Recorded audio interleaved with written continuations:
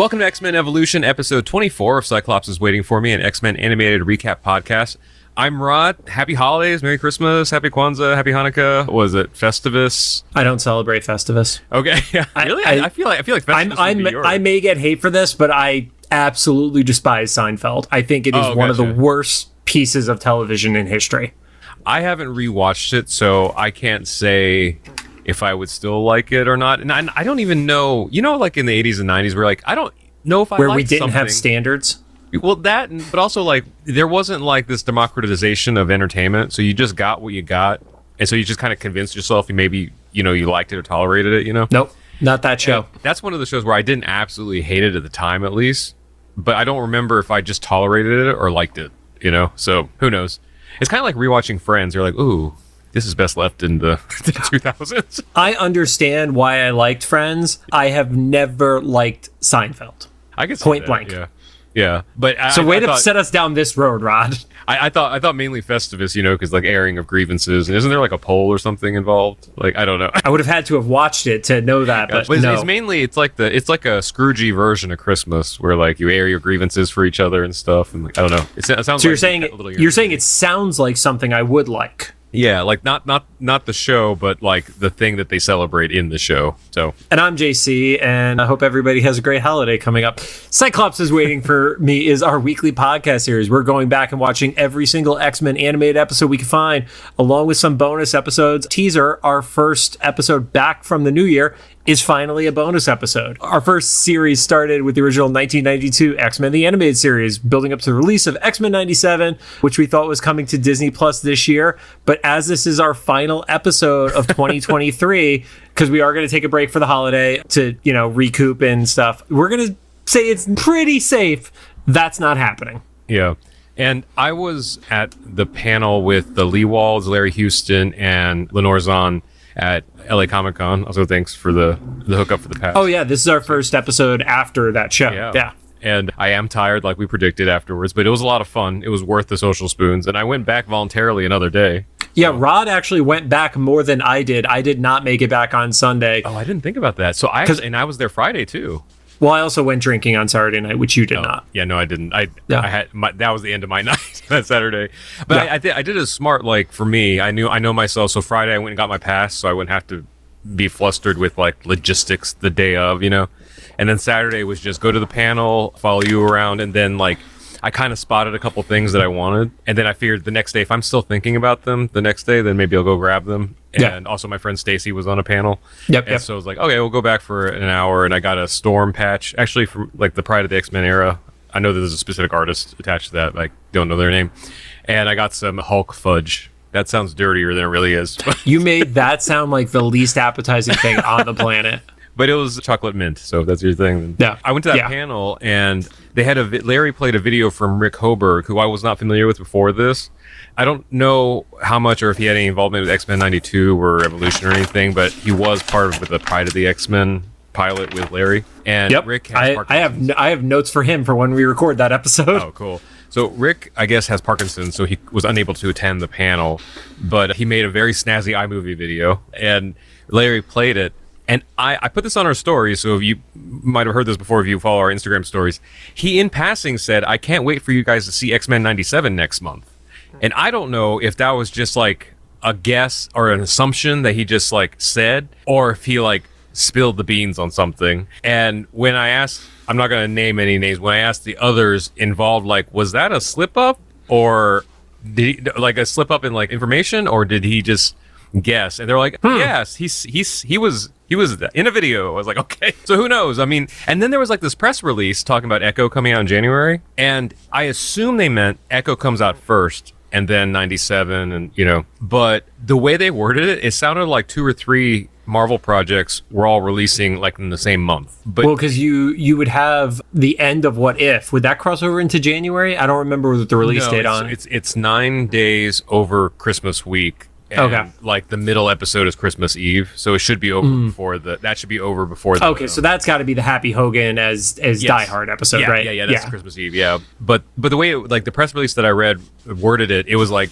X-Men 97, something else, and Echo coming out in January 2024, and I was like, Okay, well, we know Echo's coming out 2024.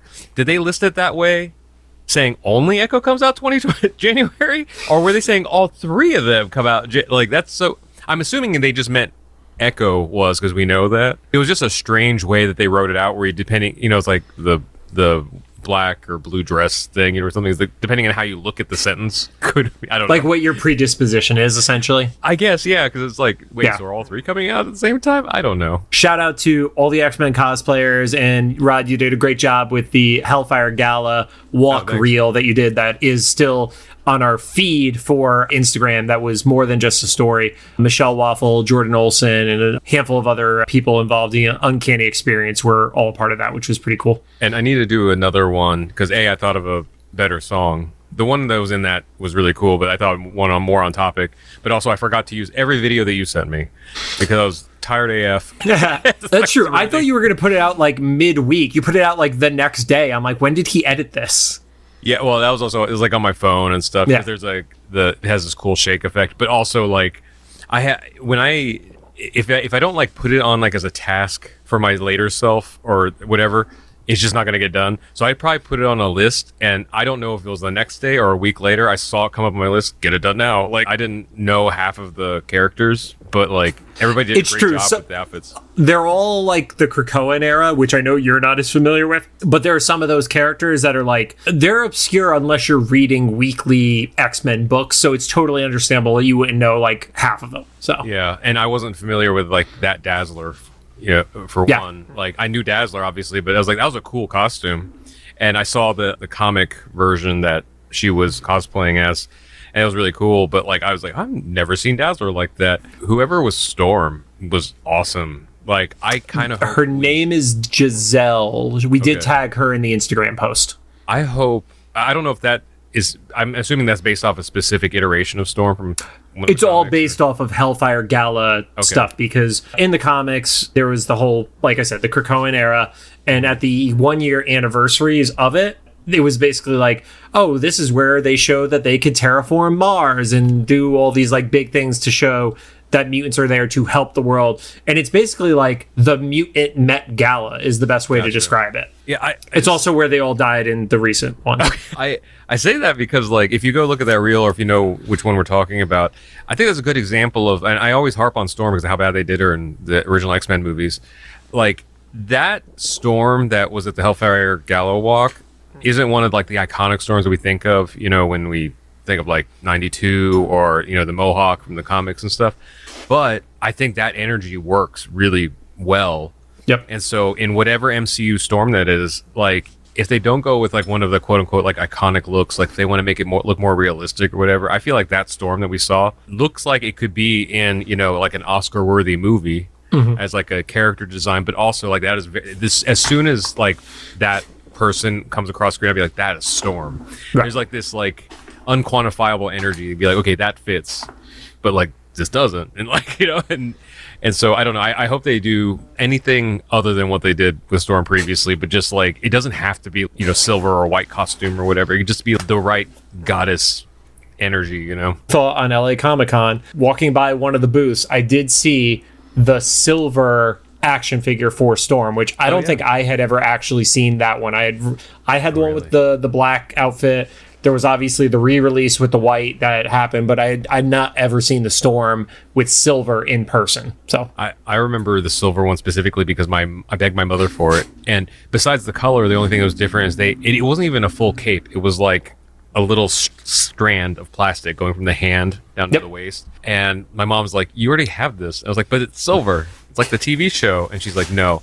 And I remember distinctly, I think my brother also had a Storm. For some reason, we had two Storm action figures. I don't know if like one broke and fixed it or whatever, but the second one, I like painted it silver so poorly. It's so funny that you hadn't seen that because like it's such a core part of like my childhood memories. Oh, speaking of toys though, you had a great idea for the Leewalds, them unboxing Lego minifigs. If you guys haven't seen that yet, you should go watch it because the best laid plans will absolutely fail. Yeah, twice. Dude. It failed, but it was also like thanks to your foresight, like. Yeah, let's not ruin the failure for the people who haven't watched it yet. But yeah, you should go watch it. It was great, and those two are so energetic. Like I love like how enthusiastic they are about everything. Like even the still photo, the two of them holding the minifigs up. Eric's face, he's like in 5-year-old playing with his toys energy there. I love it. I love that it seemed like they had never done an unboxing before, which we know is common within our space. Yeah. But like Julia just like so innocently is like, so what do we do? And I'm just like, oh my God, this is their first time like in that kind of environment. So maybe I'll post like the full video without the edit, because we cut it just so it would be a little snappy and would fit in a real time period. But throw the full thing on TikTok. Yeah, in the cut version, Eric opens up his package and he's like, "What did I get?" and hands you the pamphlet. That was so fun. And you're like, "No, that's the pamphlet." He's like, "Oh, okay." Well, because it had Logan's face right on it. So yeah, he's like, "Oh, I got Wolverine." I forgot about that. Yeah, you have to post the full thing. So. Yeah. And we also got to see Steven, so it was good seeing him. I've never gotten to meet him in person. So some quick reminders: we're a recap show about a series that started over 20 years ago. There will be spoilers. If you don't want spoil for you, pause the podcast, watch the episode, and come back. We're currently not sponsored by or affiliated with Marvel Animation, Disney, or Disney Plus in any way. Don't forget to follow us on social media at Cyclops IWFM Pod on Instagram, TikTok, Threads, Twitter, and Facebook. And of course, make sure you follow us on your favorite of your podcast services. If you found this on like YouTube, I think it's better for us if you follow us on Spotify or one of those other ones. Just saying. So it's also more convenient, because unless you pay for like YouTube Premium, you can't like leave the audio up and stuff. Yeah, and you could like auto load it in and stuff like that. Mm-hmm. So now onto the show. Today we're going to be talking about season 2, episode 11, titled Shadow Dance. It aired on February only 13 minutes, by the way. It only took us 13 minutes to get to the show this week. So we made drastic improvements. It aired February 2nd, 2002. Currently sits at a 7.1 star rating on IMDb. So before we get into anything, there are 2 moments in this show that reference something from a previous episode. One you may have picked up on, the other one you would not have, so you haven't like missed anything. But they are definitely out of order on Disney Plus and IMDb. So I think the fandoms may actually be the right order at this point. Oh, okay. Wait, so I guess we'll get to it when we get to that part. I'll get to both parts. I definitely know the one because they make it very apparent. Yeah. But I don't know about the others, so that's interesting. Okay. So it opens up at the mansion. I love this. It's a very small thing, but we don't have as many like animation errors in this one. This is not really an error, but you can see the cost-cutting measure where they're just like literally zooming in on the still image of the mansion. It's like you pinch and zoom. In the hallway, Rogue and Kitty are talking. Kitty actually phases through a wall into the hallway with Rogue, and with her hair down. I kind of like that they made a point of doing that. Yeah, and Rogue asks Kitty if she's going to ask Lance to the Sadie Hawkins dance that's happening at school. And because they were talking on the phone until 1:30 in the morning. So I know this is like my thing on this podcast, but this episode I felt like was full of double entendres. Even if they were unintentional, it was just so Where was that? Where's any entendre to that? Well, that one was like, you were up until 1:30. I know they're just kids and they're just talking on the phone, but like, what the fuck did you do in high school, Rod? I don't know. We're bored in Indiana. Apparently. So she is a little hesitant about it because of what everybody else will think. And fair enough. In their world, they're probably thinking, oh, just because we've had friction with them and he left the Institute. Us thinking, he's multiple times tried to homicide you. Yeah. So also, I just got to say, I love that instead of saying kill, you said homicide. Yeah. When we're in the internet era where you're supposed to say unalive for monetization reasons. You actually made it worse. Yeah, well, because I think it is worse because it's not just like a oops. You're not like it's not manslaughter. It is intentional. It's first or second degree depending on the instance. Yeah, there's a team. There's a ringleader. There's so much happening, and then Kitty Uno reverses and asks Rogue about asking Scott. I guess they've aired that out. And Rogue is like, well, there's Jean and Taryn and stuff. And well, Kitty is the one who actually says, before Jean moves in. Like, Kitty's the one who actually, like, throws that little, like, dig in. I like how the girls aren't oblivious. So we can write that out of... so aware. So we can write that out of the cartoon logic of, like, people just don't know. Like, they're actually, they do a lot of it in this episode. We're like, yeah, no, this is weird. But then Jean catches up with them. I feel like they purposely, like, animated Jean... Sorry, you did jump ahead slightly because Rogue is like, the last time I went to a dance, that person almost ended up in a coma. Yeah. I don't think that was an almost. I'm pretty sure the dude did end up in a coma. This is really where the double entendres like keep picking up because they do this whole back and forth about touching, not touching. What's like, it's not fun if you don't get to touch and stuff. And I know what they mean because the dance and everything. That one I'll give you, but that one I won't fight you on. But the whole thing sounds like, if you just took a section of this and like played it for somebody else who didn't know the context of the episode, it just wholly could be like a conversation about hooking up, It's like, what's the fun of that if you don't get to? So I get it. But, I know what our Instagram reel is going to be for this there one. you go.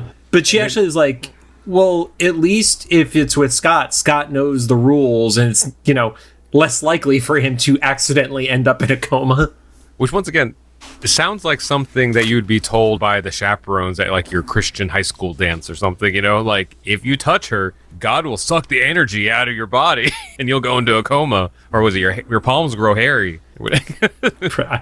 I went to Catholic school. They never warned us about going into comas, but you went to a very different church scenario than I did, so I can't say that's not what you didn't hear, Rod. The church I grew up in, I remember the joke was like the reason that premarital sex isn't allowed is because it might lead to dancing. Anyway, Jean catches up and jumps into the elevator. Yeah, and I don't know if I think they for this episode they purposely animated her like a little bit more flirty. Her body language and stuff. I could see that. I definitely can see that. Because she was like tossing her hair and stuff, and like the Rogue and Kitty were just kind of like eye rolling, like, ugh, like look at her.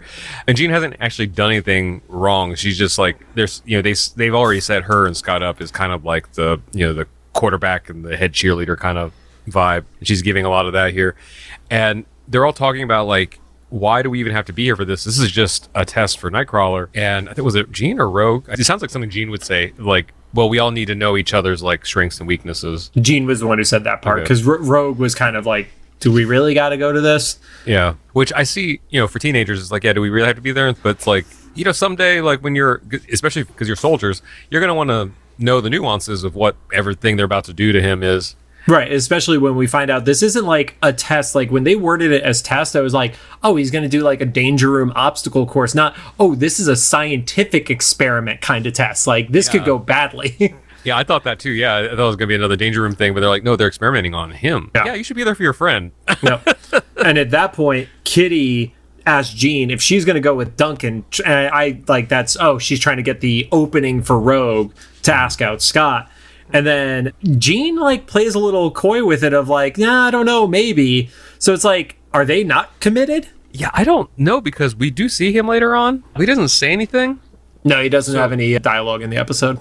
So, yeah, I guess this is kind of, cementing more that Jean's not really interested in him. She just wants to make Scott jealous or something. So this moment is actually one of the ones that is referenced in another episode, where the episode is Walk on the Wild Side, which we haven't gotten to because, like I said, they're definitely out of script order at this point. But apparently in that episode, Duncan references that he bought the ticket to the dance already. And then when she says it again, that's a callback to that previous episode. Gotcha. Well, what? Okay, so he's also double meathead, right? Because if it's the Sadie Hawkins dance and the guy buys the ticket, like that defeats the purpose, right? So transparency. I went to an all-guys school, so we did not have a Sadie Hawkins dance. So I actually don't know the rules outside of what TV shows have told me. Well, I guess it's not a rule necessarily. So it's where the girls ask the guys to the dance, but right. But presumably, if you're asking, you're also buying. Bullshit. Really? Okay. 2000 mentality? No, guys were always buying, even if they were the ones getting asked by somebody. Interesting. Okay. In a more modern scenario, I could see it, but like the 90s was still playing off of the 80s, so that was still the dude was buying it at that time. I honestly can't remember how it was when I was in school, mainly because at the end of the day, it was still our parents forking over, some cash to us either way, so it didn't really like create a memory for me. But you didn't have to earn the money for the ticket kind of scenario. Yeah. But I still think it's kind of just bold for like the guy to be like, oh, she's gonna ask me. I mean, I guess if they're a couple, then that makes sense, but like, I don't know, it's kind of funny. But also, I don't know, if she's already kind of checking out and he doesn't notice, this is going too deep. But we catch up with the team. Forge is back. We haven't seen him since his only episode. Yeah. And he's like putting a machine on Nightcrawler, and they are dressing so much here. So he says he has 2 miles and he has to see where he's going. Those are rules that you've said before, right? Like it's roughly how far you can teleport, and he needs to see where he's going. I don't think I've ever put the distance rule in my own speech because I candidly don't know it for him. I think maybe Joe Slepsky did on Nightcrawler Month. So someone said it, and then Xavier said, we think like you go somewhere very quickly when you teleport. Because they specifically smell sulfur, which insinuates a different environment. Yeah, well, after Nightcrawler teleports away, they're like, well, no. Oh, no, yeah, no, you're right. Before he teleports, he says that. And so it's like, okay, so there's a lot of stuff like kind of confirmed right there. And then Forge explains that the machine he's putting on him will slow down the teleportation time that he's in that other whatever dimension and stuff, so they can get a look. And Nightcrawler's like, well, how slowed down will it be? And Forge is like, a few seconds. Straight up lies about that. It's not a few seconds. Oh, it was less than a minute. I would call that a minute. If it's less than a minute, it's still seconds. I give it to Forge on this one. I guess when I Forge is also a little bit of a sneaky fuck, so he technically didn't lie, even if he didn't give the full truth.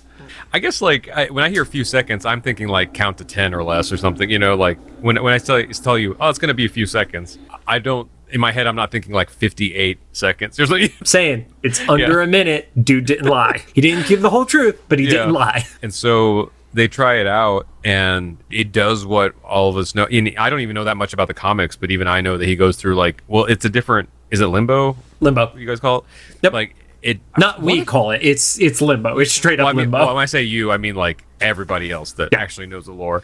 Because there was the one or two comics that I saw that had it in it. They basically explained it that it was called whatever it was called, but it's what like the Christian hell is based on. Yeah, I remember you had brought that up before because there's like same thing with Azazel and stuff being like Satan. Right. But they also have like multiple hells in the Marvel comics because you have Limbo, you have Hell with a single L because of Hela, the hell where Mephisto is king. Like, it's really interesting how they handle all the theologies in Marvel Comics because they all have to be represented in some capacity because they literally have a god who is the one above all. So it's not specific to the Christian God with the capital G, but they have like the representation of an all-powerful. So yeah, and the MCU is still kind of hashing out what they're doing with it because we've seen multiple afterlives in the MCU, and it's so fucking confusing. Their hell is the equivalent of like their multiverse rules. I'm still a Marvel fan. I'm still a fan of the movies. But just fucking lock it into one rule. I think they're slowly getting there, though, because Moon Knight kind of addressed it a little bit, where they were talking about how, like, it all, like you said, kind of multiverse-ish, where it's kind of like, everything kind of, like, molds itself around what your experiences were, or your culture's experiences were. So, sorry, one quick thing, and I may have been saying this wrong in the past. According to the wikis, they're referring it to as the Brimstone dimension in the comics, not specifically Limbo. I think I might have been flubbing that with Limbo that Magic is stuck in for years. Oh, gotcha. So I might have fucked that up. Yeah. Yeah, I just know it wasn't actual hell because that's what I always like would refer to it as. And yeah, so they go through and it seems scary but kind of harmless at first. He's just kind of floating through. The floating was weird. That was the part of it that weirded me out the most is the floating. Yeah, because there's like kind of no gravity. Right. It's just kind of like moving along a pathway. I guess good thing that there wasn't good gravity because he would have just gone into what looked like lava. So, yeah. But then you see like T-Rex-ish demons. Yeah. That's what I wrote. Like, it looked like a T-Rex. Pop their heads out. You know what kind of reminded me of was the American Godzilla. Do you remember that from the end of the 90s? The one that like the actual Godzilla company was like, he's not real. It's the only one that's not canon. Yeah, well, isn't he canon? But they killed him in one of the movies, like the Japanese Godzilla company. Like they had like, oh, he's a fake from America, and then they killed him. I didn't see that, but that's amazing if that's the case. Shin Godzilla. There was one of the Godzilla. Someone who watched. It wasn't Shin Godzilla. Okay, I know it wasn't Shin. Whoever does watch Godzilla movies out there, it's one of the ones you can name it in the comments. It's one of the ones that happened after the American one because I forget who owns. It's not Toei, is it? Whoever owns Godzilla was so disappointed in America's take on Godzilla that they made a movie after the fact and killed him with the real Godzilla. Anyway, Toho. There you go. Yep. So Toei is the animation studio who did. Well, no, they did Pride. Oh yeah. Okay, that's why I just watched that, so I still have it in my head. But yeah, so he kind of looks like that, like big head, little arms, but. Nightcrawler never really sees him, so when he gets out on the other side, he teleports to Forge's lab. Forge's logic is no one should be down there because it's a safe spot, which tracks. They don't keep on that logic later in the episode, but so he teleports over and he's like, "Wow, that was a lot of fun," because he doesn't see anything happening. But then we see one of the dinosaur demon things like kind of peek their head through like a rift that's left a little bit open, and then it just kind of moves on, but with ominous music. And that was the cold open. Yeah, that was great. That was like we talked about, sometimes a cold open is like 15, 20 seconds. This was a substantial part of the episode before the intro song started. Yeah, like actual story. At school, Kurt is telling Scott and Jean about how this place he goes to is full of fire and brimstone. He's not a fan of it. Hell. Yeah, no one brings up hell. Well, I've been saying it wrong for like a year and a half on this fucking show, and nobody's corrected me. So, okay, I didn't know. Like I said, like as soon as we said it, I was like, you know what? Maybe I should just look it up and correct myself. And I was wrong. So yeah, I can't give any flack to Marvel for the dimensions and stuff because everybody knows I'm a big Mortal Kombat fan. Mortal Kombat's realms are out of control. There's a realm for everything. So it started off with like 2 or 3 in the OG timeline. Now there's like put word/realm. There probably is one. You're not wrong. And Jean asked Scott if he can talk at lunch. They're really diving into like this teen drama thing. I like I said, I didn't watch Buffy, but this is giving me that energy of like, can we talk? Is she gonna ask him? Is he gonna ask her? Is the boyfriend? Are they a couple? Are they not? You know. And then as soon as Jean leaves, Kurt starts teasing Scott about asking Jean asking him, and he's like kind of in denial about it too. Like he doesn't realize that he's actually going to get asked out by her when she's like, "Oh, let's talk later." Like, is he just that fucking oblivious to everything? He's probably rationalizing like, "Oh, she's going to tell me why she can't." Like, okay, I don't know. I don't know what's going on here. It's been a long time since I was a teenager. And then Scott kind of once again reverses it back to Kurt and is like, what about Amanda? You think she's going to ask you? And it's so funny. I only remember Amanda's name because our interview with Steven, where he was like, oh, this is a joke that didn't age well, but Kurt ends up with this girl, Amanda. Yeah. But Amanda is also from the comics, too. That is the one who was in the traveling circus with Kurt, who was his love interest as well. So gotcha. It wasn't totally the anecdote that Steven said. There was also a historical reason for that character too. Gotcha. And I thought they did an interesting job with the character design when we do see her, because she definitely has a little bit of an exotic look. She's a little bit racially ambiguous to an extent, and then like has these like hair jewels. And I know that the proper term is not the G word, which can be seen as offensive, but if she's a Romani or whatever it is, like I think they did a good job of giving you the impression that her family was not originally from the area, but maybe her grandparents or somebody had emigrated over, or some sort of scenario like that.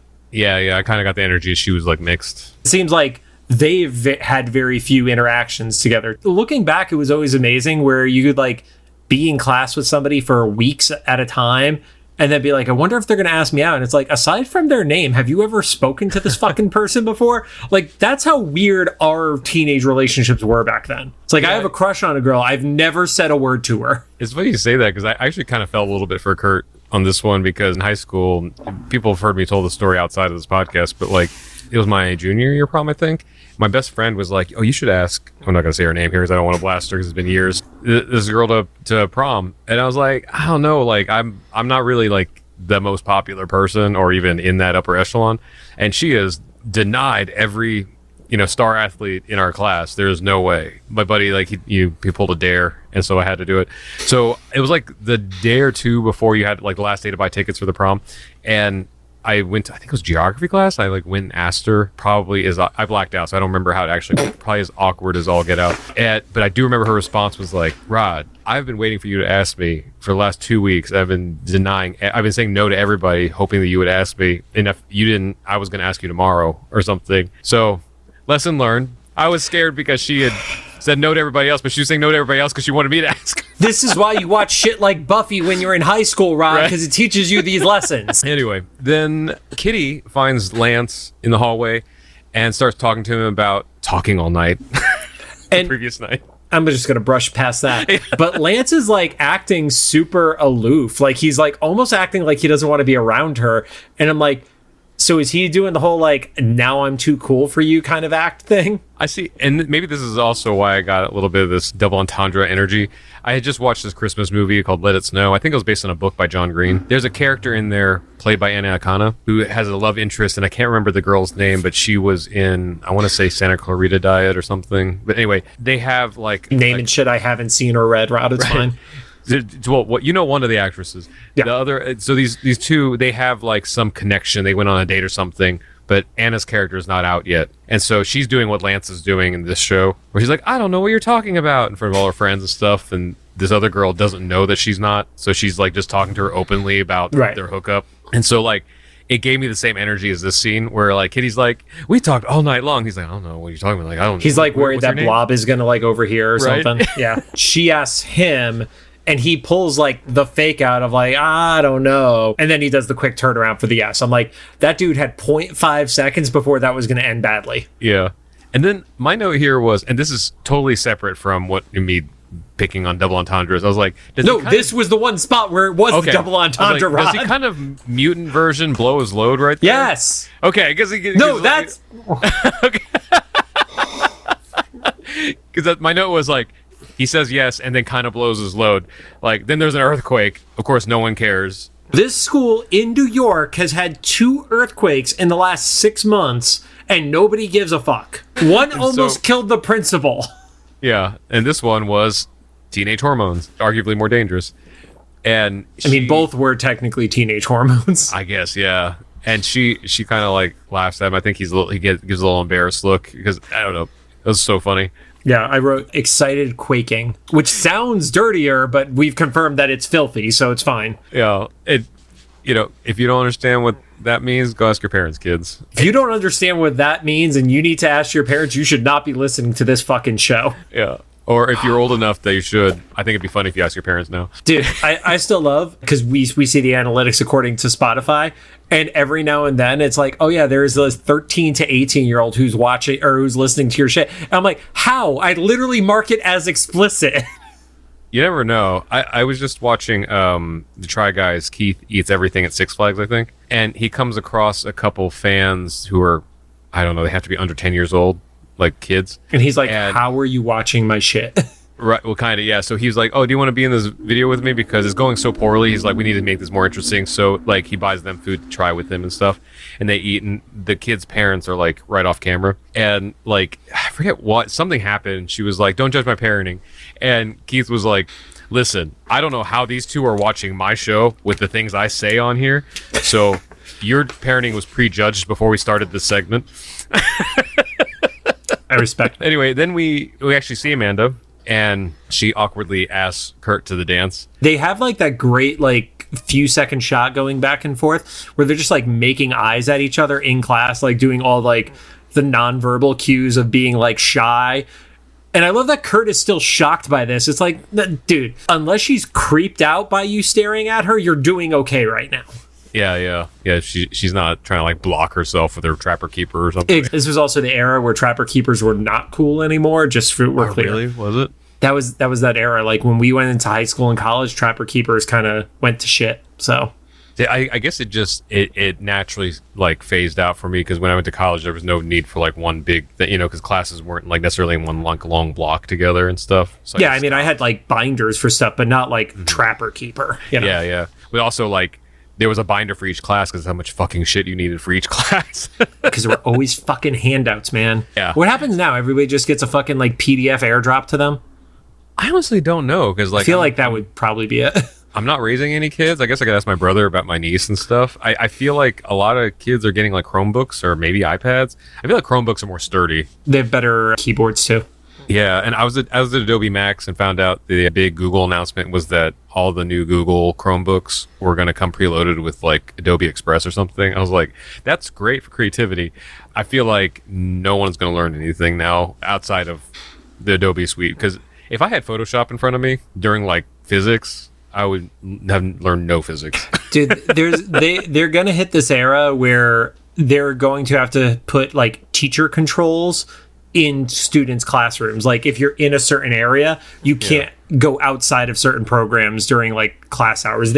I don't see how they don't do that because you're literally just giving an excuse to not pay attention at that point. We are not every futuristic society that you see of, oh, people are in class and they're like paying attention. We're closer to Starship Troopers at this point. I like that.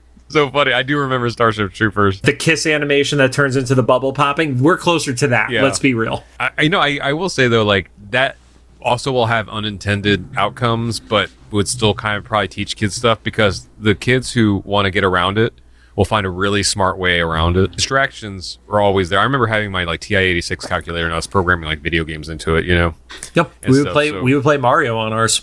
Yeah, and so kids are sneaky. That's why I don't have any. Yeah, that's the reason. Or any that I know of. At the mansion, we kind of glossed over. She does go up and ask him. They're both awkward, and then he accepts. So, and then back at the mansion, everybody else is. Everybody's back from school. Sorry, and they're watching the footage from Nightcrawler's like little trek. I hadn't thought about this. I guess he did his tests. They did his little experiment in the morning before school, and they probably I don't know if this is the digital era of footage. 2002 was like right on the brink. It could have been tape. It could have been hard drive footage. I remember I had both kind of camcorders available at the time, but either way, the footage wasn't available to them to review until after school. Well, the kids were also at school. They were probably like, all right, cool. You smell like fucking sulfur. Take a shower, Well, I guess it just wasn't fast enough that like when he got back, they all just like watched it right then. And yeah, it was like processing to the point where they're getting home from school, and that's when Wolverine spots the dinosaur in the background. Yeah, Xavier said like it found organic molecules. It was Xavier or Forge. I don't remember which one, but somebody. And then Wolverine was like. He like freeze framed that and he points at the dinosaur. He's like, "Oh, that's an organic molecule." Which Wolverine, dinosaur is not a molecule. They say they gotta do some more testing, and Nightcrawler's like, "What? I don't want to go back." At that point, Wolverine says he's gonna go with them, and then we are back at school, and Kurt is all like freaked out, and he's asking like advice of like what does he wear? Because Wolverine, the kids weren't back at the mansion. Yeah. I hear Wolverine says he'll go with him the next time, which, I mean, that probably would have been a good idea the first time, but I guess they didn't know that something would be dangerous over there, except for Xavier, who knew that sulfur smell meant probably hostile environment. To the point where they put him in a protective suit with a breathing apparatus, so yeah. Which, I just got flashbacks of Victor Timely in the Loki series and stuff in the suit and everything. I was like, how much is that suit going to help? How much do you know about where he's going? Yeah, like they got lucky where Timely didn't. Yeah. So then at lunch, they're all talking about Kurt going to the dance with Amanda, and this is more double entendre stuff. So they make a good point that if they're gonna dance, she's gonna feel fur, and then Spike straight up says she's gonna feel 2 furry fingers. I mean, come on, right? I hate that you're right. Even if it wasn't intended, that phrase just kind of like. Say what? So the one thing that stood out to me from this scene, because I'm not as much of a pervert as Rod is they've always been really careful about when you're seeing how Kurt is holding his hands. Like it's usually his pointer finger and his middle finger next to each other and his ring finger and his pinky. But as he like wipes his hand through his hair was actually going in between his ring finger and pinky finger. So it kind of like messed up where the separation of his fingers would be. That's what stood out to me. You and I had different interpretations of the scene. I also like that. I think that might have been Spike's only line in this episode too. Probably. Or one of the few where he's like, she's going to feel those 2 furry fingers. Okay. That's a hell of a line though. And imagine getting your acting check for that day for that line. I would frame that. And then Scott says, like, yeah, you just got to come up with an excuse, like wear gloves or something. And Scott's like, I just tell people, when people ask about my shades, once again, 90s shades, I tell them I have an eye condition and they always fall for it. I'm like, we're going to see about that. I don't know, because Scott comes across as someone who isn't very self-aware. So maybe he thinks. Where they're just like, sure, okay. And then they're making fun of him behind his back. Yeah. I mean, granted, there was a scene later where some girls said that he was kind of hot and mysterious because of his shades, but I don't know. I'm assuming that there's some people that are like, okay, sure, whatever, kid. Fair. But at that point, Jean walks up, and then Taryn just jumps in from off camera and is like, let's go to the dance. Like, zero subtlety from Taryn. My note here is Taryn cockblocks Jean from off screen. But is it really cock blocking if she's the one who's been seeing him? Yeah, no, I get it. But obviously this is like the Jim Pam thing, right? Or we're rooting for a different couple that's together. I don't know. I kind of like Taryn. No, I do too. It's just funny that she's been mentioned but not appeared at all in this episode yet. And then she appears like the toasty guy in Mortal Kombat. She wasn't like in one of the like 2 previous episodes and stuff. She's been missing for a few episodes. Yeah, I mean, and that's one of those conflicts that you put in shows like this, and that like. this isn't as bad, but kind of like I was telling you about like Goofy movie and stuff. Like I don't love conflicts like these, like where Goofy notices that Max changed the map. It's like Scott was 5 feet from getting asked by Gene, and then where did Taryn come from? I don't like this version of Scott and Gene together, though. Like, they're meant to be together because they're Scott and Gene, but I don't actually believe that this Scott and Gene are meant to be together yet. No, I like Scott and Rogue together more in this iteration, honestly. I get what you mean. And for me, it's mostly just like visuals or aesthetics, because I'm so used to them being attached to the hip. It's kind of like, did you ever have those couples either in high school or college that they were just always together? And high school, no. Because I went to a Jesuit guys-only school. So no, not high school. But yes, absolutely in college. They were the ones that, like, they started dating the first week of school, and the entire year they were together as a couple, totally. Yeah, and then they just are together so much that even when things are bad, you're not really questioning it and stuff, And I've had friends, like, that have been like that, dated like years, been married for more years, like together for like a decade, and then they get divorced, and it's like, yeah, that makes sense because you're toxic for each other, but still your head can't let go of the image of them together. Like, I still want you together for my organization part of my brain, She literally blows up planets as the Phoenix Rod. Right. Toxic. She's a toxic one. And he sleeps with her clone and has a kid, and it's a whole fucking thing we'll deal with in 97. And then this is such a coordinated scene. All that's happening. Then Risty is like in another part of the cafeteria, and she finds Rogue and basically kind of asks Rogue out. So I especially knowing what we know now on it, where it's like she's stirring the pot. I think she's trying to figure out how to split up the loyalties of the X-Men around each other. But at the same time, taking advantage of the fact that, like, Rogue is her daughter and she hasn't gotten the chance to spend time with her. So she's like, yeah, let's go meet boys together, which only thing I think becomes a problem is that we know how old Mystique is, which is over 18.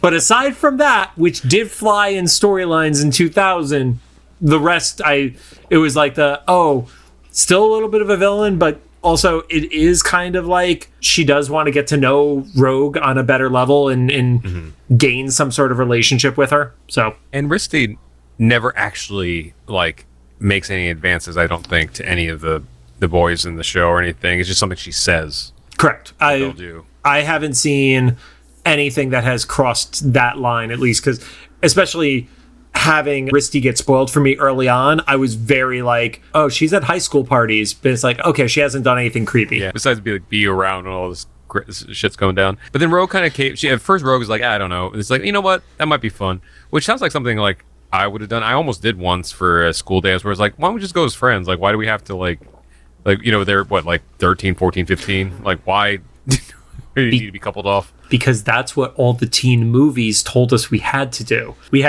We had Can't Hardly Wait. We had American Pie. We had everything from that era that says you need to go with the person you have a crush on and you need to try to get some. That was what teen movies were in that era. They decide that they're going to go together. And then we see like another teaser cutaway of the rift in Forge's lab opening up a little bit more, the one at the school. And so we're like, I like how they're pacing out, like keeping track of like all these little like breadcrumbs they're leaving throughout the episode. Right, because, where we see the episode going, there's not like, there's a bad, but it's not like a big bad like antagonist. So you got to kind of keep reminding people of like, oh, don't let this be a surprise. This is now a looming threat kind of vibe. Yeah, unlike Taryn, who can just appear whenever she wants to. Speaking of Taryn, Taryn is telling her friends that Scott said yes, and I don't know if Taryn's gradually becoming a Regina George. Like, she's not mean yet, but she's like becoming the popular girl, or showing her as that. And there's that like really quick, awkward moment where like she says hi to Jean and Jean is like giving her the cold shoulder. So it's like, who initiated the two of them like not being as tight together kind of thing? Like, like did Jean get pissy first, or did like Taryn like make a concerted effort to Regina George her, like you're saying? Although, now that you say things are out of order, maybe we'll see that in another episode. That was supposed to be before this one. I mean, the episode is called Walk on the Wild Side, which gives me the impression, like, I don't know, maybe that's the episode that has the craft walk down the hall in it. Oh, okay. Which would make sense. Yeah. And this was the scene that Duncan was in that he didn't speak. And you would have missed it if you blinked. But it's also like, she's literally getting in a car with the dude who's her supposedly boyfriend.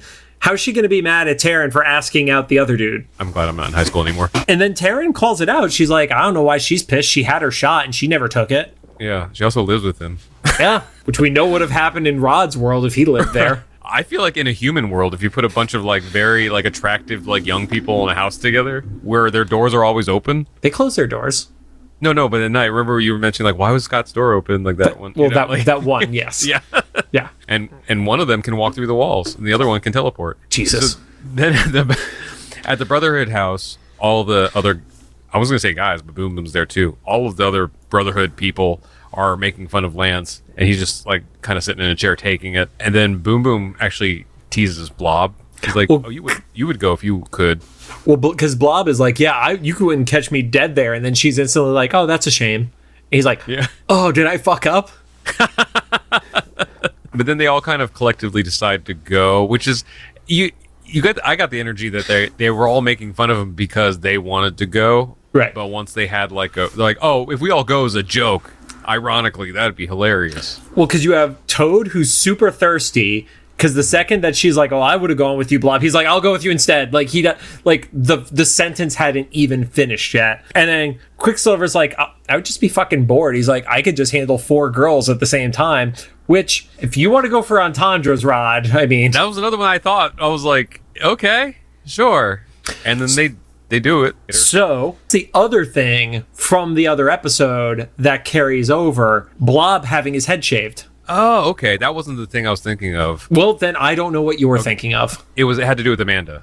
And we'll get to it. But the head shaved thing, that makes sense because I do remember thinking like, oh, I thought he had a mohawk. I don't know. You never know with these like hair design. But it was intentional that it was like a few pointed hairs out. Like it wasn't like, oh, he was just bald. Yeah. Back in the lab, we're reviewing the footage of the teleportation, and the Wolverine decides he's going to go with Nightcrawler, and then they can stay longer. Forge says, somebody asks, like, Nightcrawler, where are you going to go? And before, they were going to go to Forge's lab because no one was going to be there. Right. Nightcrawler's like, I'm going to go to the school gym because I'm going to see the decorations. I'm like, the gym that they're probably actively decorating right now? Yeah, that people are decorating as you speak because it's probably only like 4 p.m. But I also want to point out, he does not want to go back once he realizes that there's something else there. He's like, fuck this. I do not want to do this shit. And then he gets peer pressured by not only his peers, but also his teachers, authority figures to go anyway. They're like, you don't have a choice. We're curious. And so they have this setup where Wolverine and Nightcrawler are like tethered together. It looked like by maybe like a oxygen line or something, but I guess maybe it was just a rope or something. I think it was just literally like an elastic cord, basically. Like it did not seem secure at all. Sure, this is hell-proof, right? They poured some holy water on us. And yeah, so they go and they see all the monsters. Like right at the start. It's not even like, oh, they have to search for it. It's like, oh, nope, they got your scent. Yeah, and because they were probably like waiting for him to come back because it's happened a couple times now. And I think like they mentioned this a little bit later, but like they probably never noticed him before because it was so fast. Right. Now that they actually get the chance to see him, it's like, oh, dinner. Yeah. Now that they had Forge's 59.9 seconds of seeing Nightcrawler there. Then Wolverine starts going to battle mode, starts fighting them. And they have a little bit of tussle, but because they're connected, it's like a little bit of a struggle. And so Wolverine just like cuts the line. Just bold choice. Because one of them like literally lands in between them and is pulling them down. So Wolverine has to kind of cut the line at that point. Yeah. Still a bold choice though, because I was thinking, I didn't know how far they were going to take this conflict. Like, is Wolverine going to get stranded I thought there? Kurt was going to teleport back without Logan. Yeah. Was Wolverine going to get stranded there? Or what's going to happen? Like, how does that work? This whole time they're getting like kind of crowded on and stuff, and they get completely surrounded. And then the teleport ends or continues or whatever, and they teleport just in time. Nightcrawler he's like stripping down. He's like, absolutely not. Never again. Never teleporting normal with the suit. Never again. He's like walking everywhere. And then we see where he was just at the school gym. The rift is opening there as well. Right. So a few things I want to point out there. If you looked at the character design for the dinosaurs, for lack of a better term, they actually didn't have black lines. Like they were outlined like with a like reddish inverted color, not hard black cartoon effect, essentially. But also, you saw that they got close enough that they actually cut through Wolverine's suit. Yeah. And if it wasn't a kid's show, that would have been blood. And if it wasn't Wolverine, it could have been fatal. Yeah, if it wasn't Wolverine, it'd be intestines. Yeah, because I would like to think Wolverine probably was inhaling some of that sulfur, and it was just like, oh, at least he could inhale this and not die permanently. Yeah, think about that. And then they're like, yep, you guys should go back. And they're like, nope, you have to come pick us up. Oh, that's right. Yeah, because he's like, I'm not going to teleport back. And then Forge is trying to convince them to go back and says he'll make like a better suit this time or something to protect him. And Nightcrawler's like, no, absolutely not. And Xavier actually, for once, is like, you don't have to go back. We prioritize your safety, which I don't think he's ever said in this show. No, this Xavier does not give a fuck about the kid's safety. But then they're like, what risk is there that, these rifts are not fully closing? And I'm like, wow, you just jinxed yourself. Good job. Right. Yeah. Forge is like, no, we should be completely fine. It's a very, very slim risk. Unless the rifts stay open somehow. Then we fast forward to the dance actually happening, and it's like every other, 90s, 2000s TV show. The kids are dancing. For some reason, there's only one chaperone, which is the principal. It literally starts on the disco ball. Oh, yeah. And then the upbeat dancing, the song changes to, and I try to look it up. Once again, we don't know where any of these songs came from. And then it changes to like a slow dance. Before we get to the slow dance, the dancing did not hit the vibe of the music playing for me. Oh, yeah. I'm guessing the animators probably didn't have the music or, Right, but even just like the tone of the music, like how you would dance to that kind of song, they did not have. Oh, not necessarily X-Men related, but maybe a little glimmer of hope for this show and some of the songs we were trying to find. I don't know if you saw the news. In the show X-Files, also in the 90s, there was a scene where like there was a country song playing in the background in one of these scenes. And it was much like the Dazzler song or any of these songs in Evolution where nobody knew where it came from. This past week, they found the song. They found like the people who were hired to write the song, the studio, whoever, I think it's Fox, produced X-Men, X-Files. They were like, we don't have this saved anywhere or whatever. And because of the internet, and I want to say Twitter, something, one of the original songwriters found the thread, commented on it, hit up the guy he co-wrote it with, and found out that guy still had like a cassette backup. Yeah. A CD backup at their place, and they went to pick it up, and I think they might have put it online now. And they revealed that, like, how it went was they produced the episode, realized they needed background music. The producer hit us up and said, like, we need a country song that could be sung to a human or an alien, and we need it 4 hours from now. And that was it. So, I don't know, maybe if anybody wants to keep putting out feelers for all these random songs in Evolution or X-Men 92, maybe there's some demo writer out there that got hired, like, last minute because one of the main music people didn't have the time to throw it in, we don't know. Right. But then we see Lance and Kitty are there together. Very clearly they're there together. And then Boom Boom walks in with Blob and Toad in like the worst tuxedo I've ever seen. It's like, I don't know if you had like friends like these or if you were this friend, but like you get all the components for your prom clothes or your tux, but you've never had to put it on yourself properly. So you just kind of guess. That's the look. I was classy. Yeah. I where I grew up, like we knew like how to like put this stuff on, but every once in a while, like there was like that kid who was like, "Where does the cummerbund go?" And like, yeah. And then Boom Boom, like I know the era wasn't right, but I got like Cyndi Lauper vibes off of her. Same, yeah. The big poofy dress and the hair all over the place. Yeah. And then Quicksilver proved he was not fucking around. Dude walked into the dance with 4 girls on the dance that the women were asking you. So that guy has the best game ever that those 4 girls didn't fight each other. Yeah, I don't know. They don't come back to that. So either that's just a passing joke or a continuation from some other episode that... Dude, I think Quicksilver just has game. I think he legit just pulled it off. And I like how his logic is that he's fast, which, once again, not usually a selling point. His was I could keep 4 of them satisfied at the same time. Jesus. So there you go. Sorry, occupied at the same time. And that's when it cuts over to the slow dance and we see Kurt, who is apologizing to Amanda for wearing gloves because he got a rash that day. Yeah, and he's like, do you think I look like a butler or something? And she sees straight through it because she already knows. And he's trying to play it down, and I'm like, well, this is interesting because we've said this before. This world doesn't know about mutants yet, or they did, and they got their minds wiped. This version doesn't know yet, and she apparently knows and is just not fazed by it. When we get to that later scene, I have some thoughts. Yeah. you see Jean is just annoyed by Duncan because they're like at the dance and he's just like hanging out with his football buddies and she's watching Scott and Taryn. I didn't notice it, but according to the Marvel fandom wiki, there's a girl in the background with green hair, and they were wondering if that is Polaris, who is the half sister of Quicksilver and Wanda.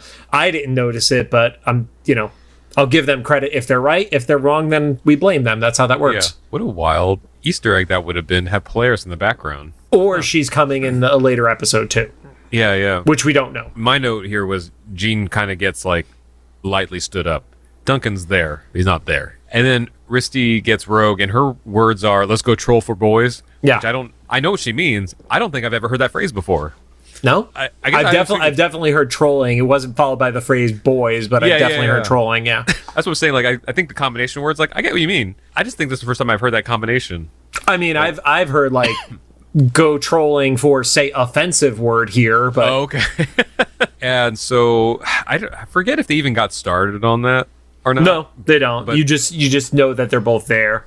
But she also, like, pokes the bear a little bit because it is within line of sight of Scott and Taryn, so... Okay. So then we cut away to Forge's lab and the demons start coming through there. You know that that's just a matter of time, if we're doing our timeline right, that the gym is going to open up as well. And then that's where Amanda says that she knows about Kurt. And yeah, the real Kurt is what she refers to him as. And he's like, I don't know what you mean. And for a little bit, the way they wrote it, I didn't know if she knew either, or she was talking about something else. Like, I know you're German. I don't know. It could be anything. Pretty sure he wasn't hiding the German aspect of himself, but yeah, it was like, oh, do you mean like, oh, he's the shy boy and you know that there's a personality behind it? And then she keeps poking and it's like, oh no, she knows. Yeah, because she grabs his face. He's like, I know. But then she has a really sweet thing. She says like, it's okay, you're not ready. But when you are, you're still okay. Which gives me the same energy as Katie from Shang-Chi, this Awkwafina's character, where, those two have been friends their whole life. He was like, I'm sure you've known something's been up. And she's like, I figure there's something, but I never pried. I'm like, that's a real friend, Right. Like, so I appreciated this here with Amanda. She's like, it's okay, when you're ready. Then back at like the control center of the danger room in the mansion, Forge and Logan and Xavier see the portal open up down to the danger room and the demons fly out. Forge doesn't want to give up, first of all. He's like, oh no, we could fix it. It's, I'm sorry I'm pushing so hard, but he's like, he also doesn't want to give up on this. He knows there's something else going on. I guess it makes sense too, because this is a kid who's also been stuck in the other dimension for like a couple decades, right? We determined it was what, like 78 or something like that? Yeah, so I think that's 15, what the date was. So he was like 22 years stuck in this shit. So he's like, I'm not afraid of exploring. He spent more time in his life stuck in the ghost dimension than he did before he got into the ghost dimension. Yeah. I'm actually surprised. That would have been funny for him to bring up with Nightcrawler. When Nightcrawler was like, I don't want to go back. He's like, really? Tell me about it. How bad was that would it? really suck to get stuck somewhere, right? Right. Have somebody want to blow up the one thing to get me out, right? But then you see that the rift does start to open up on the floor of the danger room. And they're like, oh, that's not good. And then back at the school, Blob, Toad, and Boom Boom are in the hallway. I think Blob and Toad are waiting for Boom to get out of the bathroom. Yep. And they see the rift in the hallway open. Or no, they did not. They see the demon come through the hallway, not in a rift. That has already escaped. And they're like, that's not good. And they show them starting to fight. And I think I kind of assumed that they just struggled for a bit. We see differently a little bit later. Right. Because Boom Boom walks out and they're like, they look scared. And she's like, I don't look that bad. And then there's like the jump scare of the dino going at them. In the gym, that's when the rift opens up there. The demon pops out between Lance and Kitty. Kitty just assumes it's Lance. And I felt like it was a little bit of a callback. Double entendre are not. Of the excitement of the dance night, yeah, because it's like, well, there's that room for Jesus that they always told us about in school, and she's like, don't get excited, and so he's like, it's not me, so one of them, because two pop out at that point, one jumps towards Kitty and she lets it phase through, and the other one goes at the principal, and then Scott blasts that one, right? Well, Scott saves Taryn with the blast. So it's like point blank. They are using their powers in a public place right now. Yeah, because then Jean deflects another one. Lance. Yeah, she uses her telekinetic and just like picks it up and starts like throwing it around. And then she has like a shield at one point. And then Amanda straight up's like, Kurt, teleport us. He's like, I don't know. She's like, cut the shit. And they teleport. So I was like, okay, they don't address this later. they all just like came out all at once. So that is what my prediction is. What has to happen in the next episode is it absolutely has to address this, because there's no Xavier mind wipe or any shit like that. It is just straight up. Xavier's not there to try to like undo what he did with like the football game. Like at some point this becomes Buffy, where it's like, oh, we just live in a town that has fucking vampires and we've all had to accept it at this point. Or the episode that aired out of order addressed it or something, and maybe that's a little bit more why on the Wild Side episode. Maybe I feel like if they addressed it in the Wild Side episode though, and I'm just going to do devil's advocate here, I feel like the principal would not be cool with them being at the school. Right, yeah, just like sitting back watching everything. Or maybe someone else came, I don't know, like, because the main thing that's sticking for me is like how calm Amanda is about everything. I know she likes Kurt, but there's like so much happening there with him, because he's one of the more extreme cases. There's literally dinosaurs jumping at people. And then Rogue almost starts to fight one of them in the hallway, but then Risty like comes in with the fire extinguisher. Well, Rogue starts to like come and get me, takes her glove off, and like she's gonna fucking absorb it.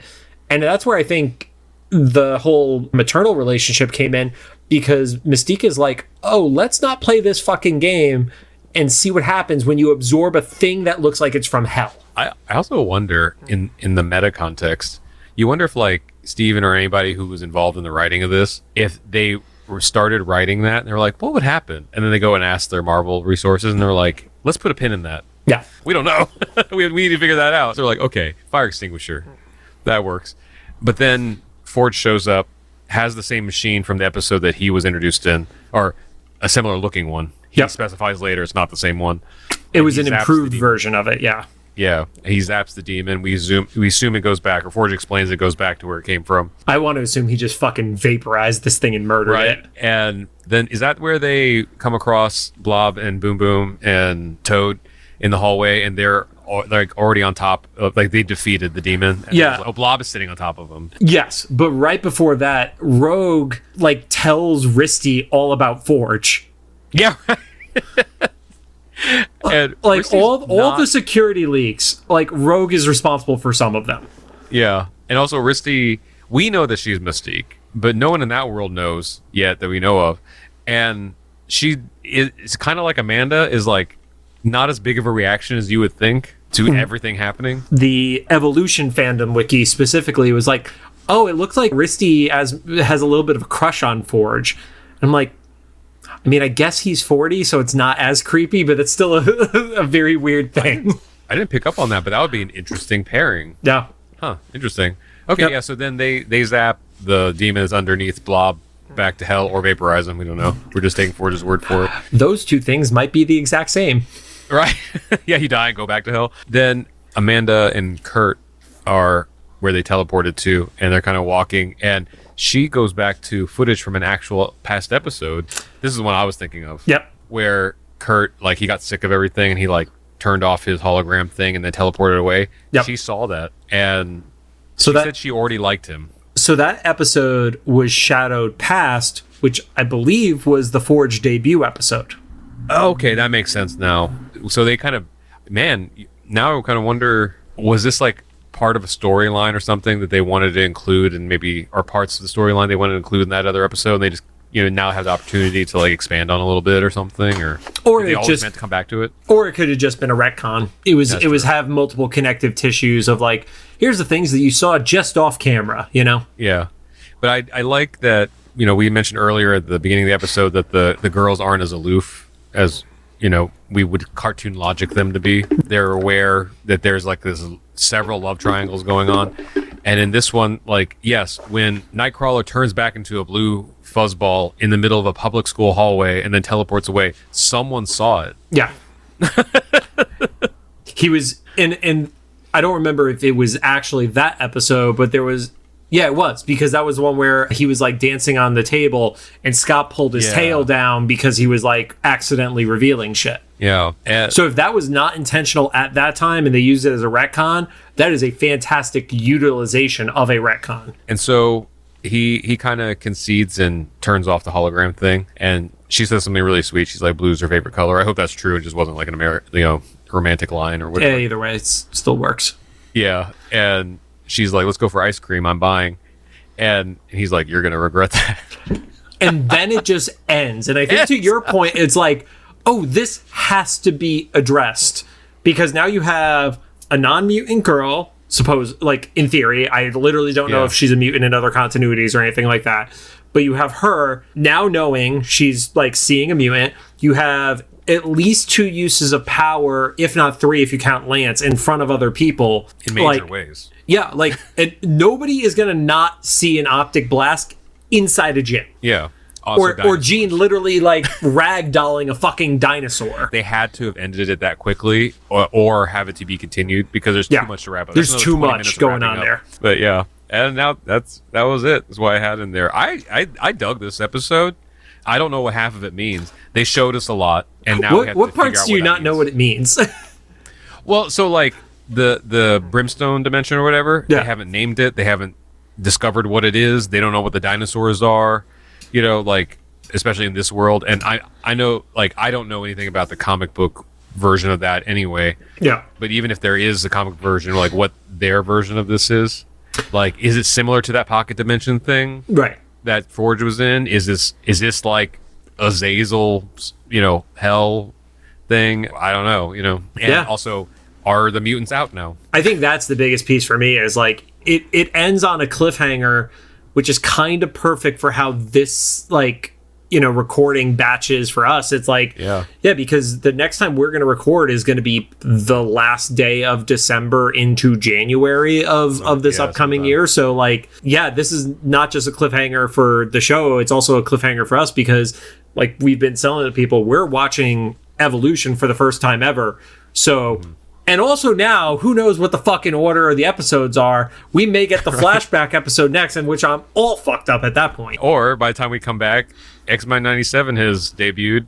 And this goes on hiatus for us for 10 weeks. Yeah, so who knows? Yeah. I mean, literally, it was just like those 3 pieces of trivia. The fact that I found out that the Blob haircut was a reference to the other episode. And I was like, oh, the other episode that we have not watched yet. Thank you, Disney. So now that we're watching these in real time, we'll have to try to keep like a light corrected order and see if we can make a dent in correcting this online somewhere. Even if Disney doesn't change it, we can have like a resource of like, this is storyline wise how it would make sense. Yeah, I think it's hard for us to do that because on IMDb they're going to reference Disney, and Disney has like the air-on date that it's matching the IMDb right now. So well, I guess I mean like once we're actually all said and done, we finished Evolution, maybe we'll put like a graphic up on Instagram. We're like, this is the order we think it should be based on the story that's happening. All the liars are all fucking liars. Or we just put some like, I don't know. Have you seen what Ryan Reynolds has been posting about the Deadpool movie? Not as much as I should have, I feel like.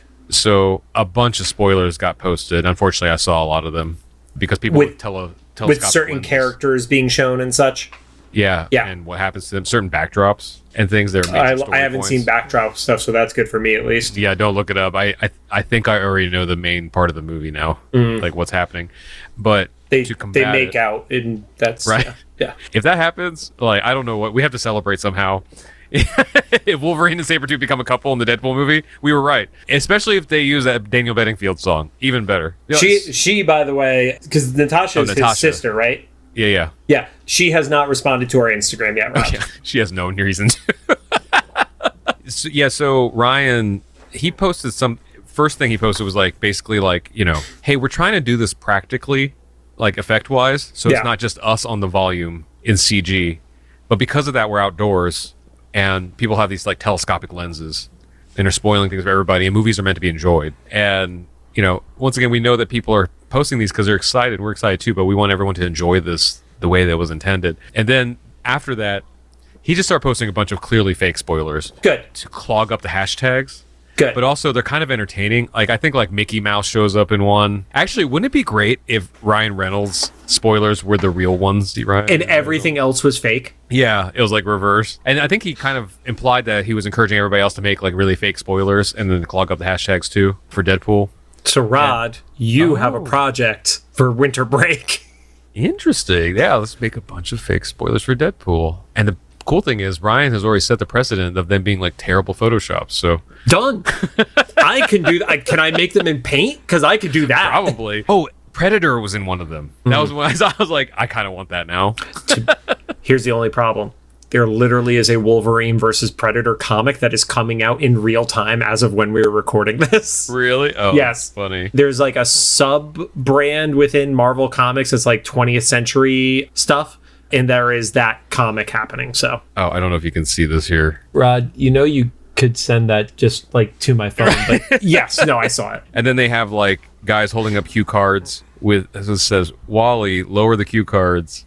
What does this one have? What is that logo in the back? Send it to me. So anyway, I thought that was like pretty clever. Just for clarity for anybody who's still listening at this shit show portion of the night, Rod is holding his phone up to his webcam instead of texting me the image that he's referring to. One of them is Deadpool and Wolverine standing in front of a crashed Quibi building.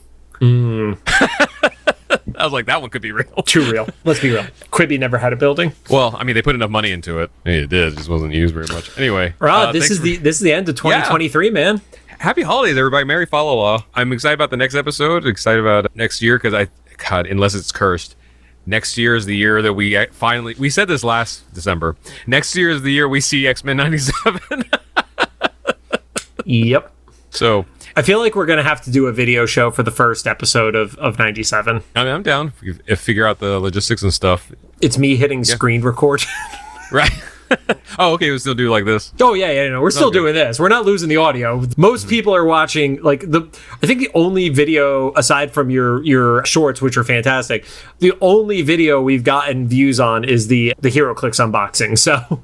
Oh, gotcha. Yeah. And then, and then there's a bunch of you opening I try to put out like all the ones of you unboxing the Lego stuff, also in compilations. Yeah. I'm not sure how well those are doing. I'm not keeping track of it. But it wouldn't let you put them as shorts because they're too long. So they're vertical 13 minutes of Lego unboxing. I'm all about like, let's test with chaos and see what happens. Welcome to this show. Yeah.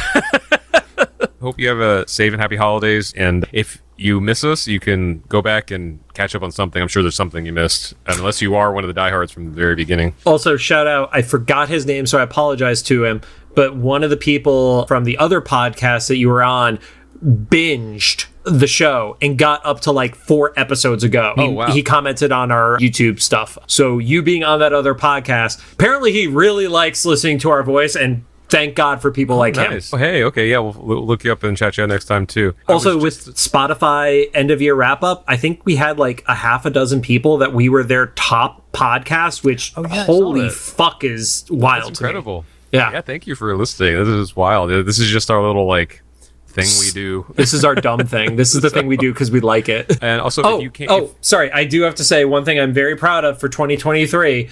We have finally re-qualified for Amazon affiliates. Hey. And people did buy stuff on Black Friday. So now I have to go back to all the historicals and add in the appropriate Amazon affiliate links because I was not going to do that if they fucked me over a second time. Sounds good. So get some stuff with your gift cards you got. I don't know what to say at this point. Maybe we just end it and end the year on a low note.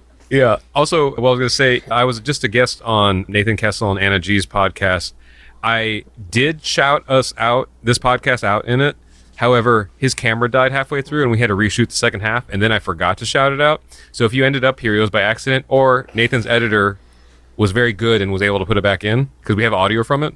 But if you ended up here from that, good job, somebody. Either you for doing research or one of the editors are putting it back in. You should have drawn stick figures. I actually suggested that because they have the angle with those two on it, but the angle with me was missing because the camera shut down. And I was like, just do a Canadian Rod from like South Park, with like the mouth and the head. Or annoying orange Rod. There you go. Yeah. So, but I think I'm going to be a guest again sometime soon, so we're going to make sure to put that on there. But yeah, if you came from them, welcome. I think Nathan ends up talking about a lot of Pokemon stuff, so you're nerd adjacent, so hopefully you like this too. Wait, he brings you on a fucking podcast and talks about Pokemon the whole time and not me? No, it's not the whole time. It's what you imagine a TikToker, in the best way possible, having a podcast would be like.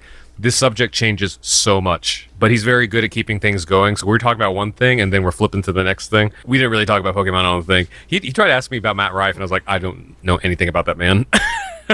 the not funny comedian, yeah. I was like, other than I didn't find him funny enough to remember before whatever cancellation's happening right now. So, but anyway, welcome from that, and also the other podcasts you saw me on Podcast Horror, so you probably see me or hear me on a bunch of different shows. But thanks for joining us. A reminder that this is our final episode of this year before the holiday break. We'll be returning with a bonus episode on January 8th. If you have any thoughts, make sure to drop them into the comments for either the YouTube upload or official Instagram post about this episode. If you like what you heard, we'd appreciate a rating of the podcast app you're choosing. You can find us on Apple Podcasts, iHeartRadio, Amazon Music, Spotify, Google Podcasts, and still CastBox. Yeah, I thought it was dead, but apparently it's like 5% of our audience, so fuck what I know. Happy New Year.